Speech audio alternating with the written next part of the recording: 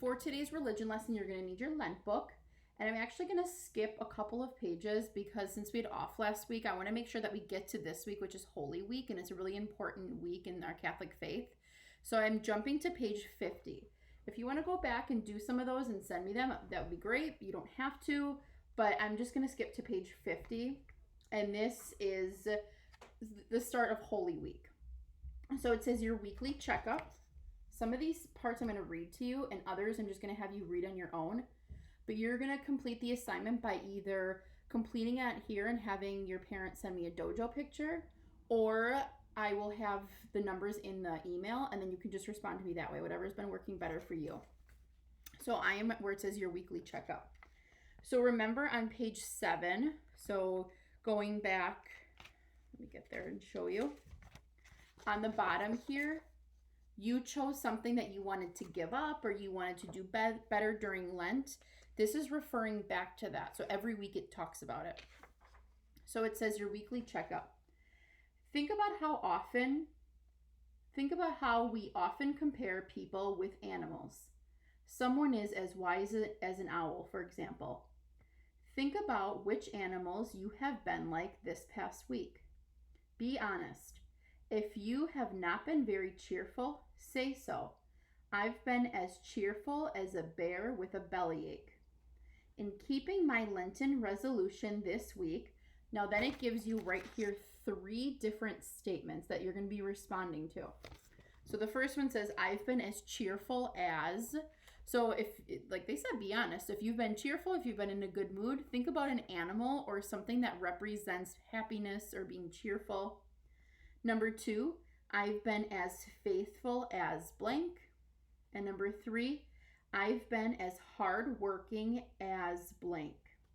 So what you're going to do is just respond to those 3. So choose 3 animals that you can think of. And they gave you an example in this paragraph here if you want to look back at that. And you're going to type your responses or write your responses in there. The bottom page here, there's not really anything you have to do with it, but I do want you to read it. This here is an activity that you can do if you have the materials, but you don't have to. But I would like you to still read that. Then on page 51, please read that. And then it says use animals' names. I'm right here. Use an animal's name to complete each of these sentences. So kind of like how you referred to yourself before when you were reflecting on your week. You're doing the same thing, but you're responding thinking about Jesus. So it says, all his life, Jesus was as brave as. So again, think of an animal when you think of bravery, being a brave animal. Jesus was as gentle as. And Jesus was as mighty as. Then I'm going to have you read on your own this section down here. And there's a coloring activity for you to do that you can send me a picture of, or you can just describe it to me. That would work too. We are going to do one more page also. So it's page 52.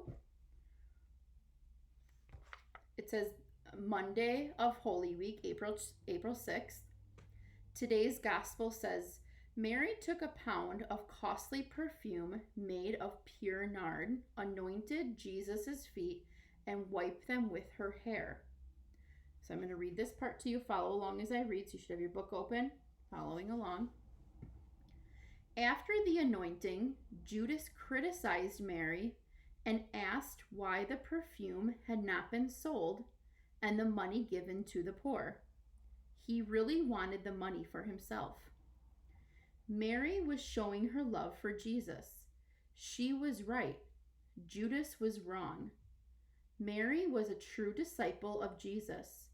Judas was a false disciple. So they're referring to being a true disciple as someone who is doing the right thing, being kind, doing what Jesus would want them to do. And a false disciple would be someone who's doing something that's wrong or something that Jesus wouldn't want someone else to do. In purple, it gives you directions of what you're going to do down here.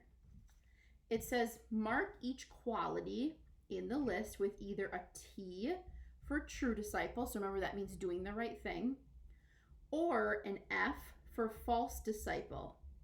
Then find the word in the word search. So what I'm going to have you do, and I'll type these words in the email, is I want you to read all these words So these are different qualities that people would have. And if it's a good quality, something that you should do, you would put a T.